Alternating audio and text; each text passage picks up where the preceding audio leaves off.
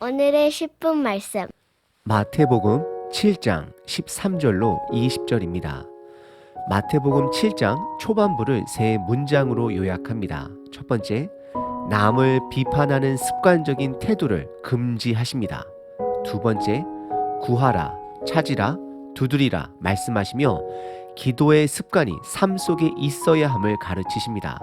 세 번째, 대접받고 싶은 대로 남을 대접함으로 남을 배려하는 마음, 즉 사랑하는 마음을 갖도록 하십니다. 오늘 본문은 5장에서 시작한 산상수훈의 가르침 이후의 결론 부분에 도달하고 있습니다. 5장부터 지금까지 계속해서 일관된 주제 한 가지는 순종입니다. 말씀에 순종하는 것입니다. 산상수훈의 8가지 새로운 예수님의 나라법은 예수님의 말씀에 배고파하며 그 말씀에 순종하는 자들에게 복이 있다라고 8가지로 말씀하셨습니다. 그래서 말씀에 순종하는 자들에게는 세상 속에 핍박이 있을 것이다 말씀하십니다. 그리고 이어서 예수님은 우리들이 빛과 소금이다 라고 말씀을 하시며 세상 속에 살지만 말씀에 순종하는 구별된 삶으로 살아야 함을 강조하셨습니다.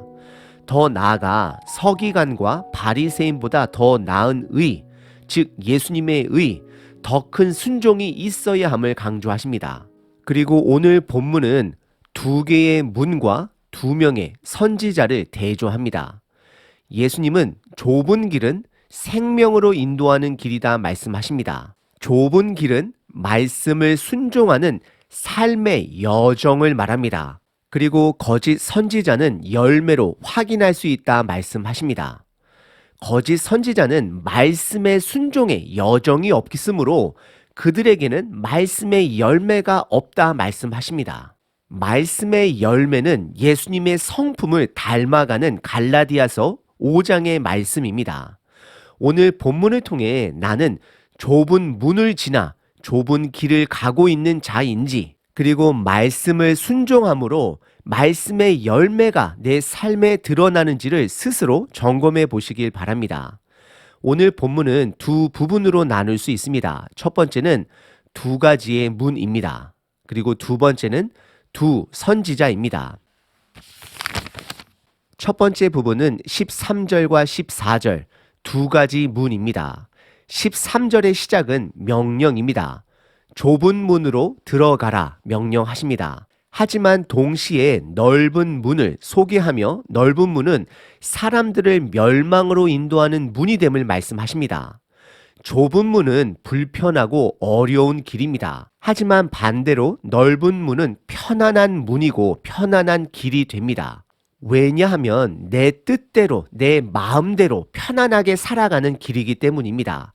하지만 좁은 문은 내 뜻이 아닌 예수님의 뜻대로 불편한 삶을 살아가야 하기 때문입니다. 그것이 순종의 삶입니다.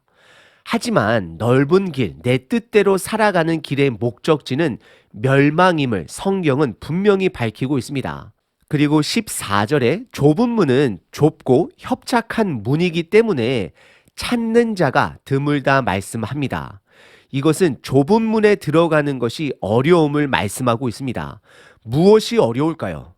이 좁은 문은 좁은 여정으로 이어집니다. 그 당시 종교 지도자들은 그들은 이스라엘 백성의 가문으로 태어났기 때문에 자동적으로 구원을 받는다라는 잘못된 복음관을 가지고 있었습니다. 좁은 문은 예수님을 통해 나의 죄가 해결되고 오직 그분의 말씀 안에 거함으로, 즉 순종함으로, 순종의 길을 걸어감으로 어려운 길이 되는 것입니다. 그래서 산상수훈에서 의를 위하여, 즉 예수님의 말씀대로 살기 때문에 핍박을 받는 자는 복되도다라고 말씀을 하십니다. 현대 사람들의 믿음의 문제는 좁은 문과 넓은 문 둘 다 가지려고 하는 것이 문제입니다. 예수님을 믿고 천국에 가고픈 마음, 그리고 이 땅에서 핍박이 아닌 행복만을 누리려는 삶, 즉 말씀에 순종 없이 말씀에서 말하는 복에만 머무는 삶을 원합니다. 복음은 복과 사명 이 2가지가 함께 주어집니다. 아담과 하와에게도 하나님은 복을 주시고 이 땅을 정복하라 사명을 주십니다. 아브라함에게도 너는 복이다 말씀하시며 너로 인하여 다른 민족이 복을 받게 되는 사명이 있음을 말씀해 주십니다. 예수님께서도 5장 산상수훈에서도 복되도다 말씀하시며 말씀을 살아내기 때문에 애통한 자들, 불의한 일을 당해도 하나님의 주권을 신뢰하기 때문에 온유한 자들, 말씀대로 살려고 의에 목마른 자들이 다 복되도다라고 말씀하십니다. 결국 복과 사명은 같이 가는 것입니다. 하지만 우리는 사명을 뺀 복만 누리려고 하는 것이 문제가 되는 것입니다. 이런 생각을 해봅니다.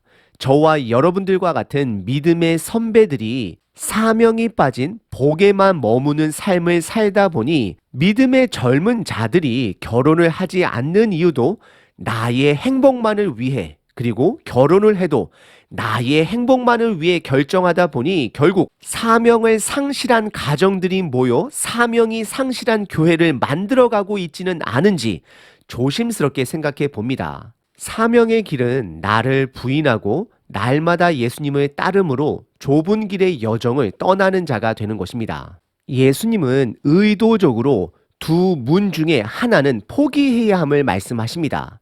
둘 다 선택할 수 없다 말씀하십니다. 좁은 문은 말씀에 순종하는 사명이 있는 여정의 삶을 말합니다. 그래서 어려운 것입니다.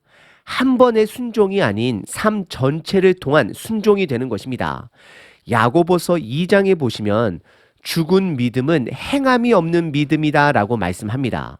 오늘 본문의 첫 번째 부분은 두 가지 문입니다. 두 번째 부분은 15절서부터 20절까지 두 선지자를 두 나무에 비교합니다. 거짓 선지자는 나쁜 열매를 맺는 선지자이고 참 선지자는 좋은 열매를 맺는다라고 말씀하십니다.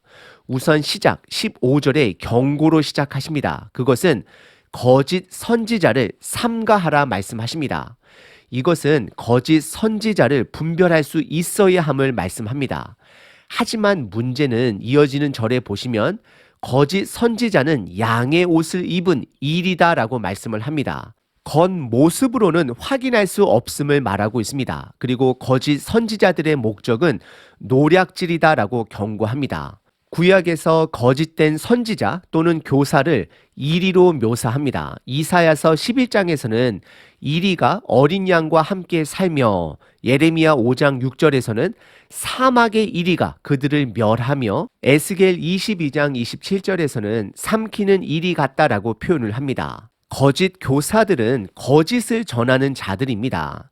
그래서 예레미야 6장 14절에 보시면 하나님은 분명히 심판의 경고의 말씀을 전하지만 이들은 반대로 평강하다 말하며 하나님의 경고를 이스라엘 백성들이 듣지 못하게 하는 자들입니다.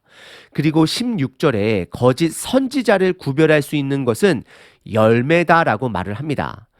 열매를 말할 때는 갈라디아서 5장에 등장하는 9가지 성령의 열매를 말하는 것입니다. 그러면서 가시나무가 포도 열매를 맺지 못하고 엉겅퀴에서 무화과 열매를 맺지 못한다라고 말을 합니다. 성령의 열매는 무엇일까요? 내 삶에 예수님의 말씀을 품음으로 순종함으로 나의 성품이 예수님과 같이 변해가는 것입니다.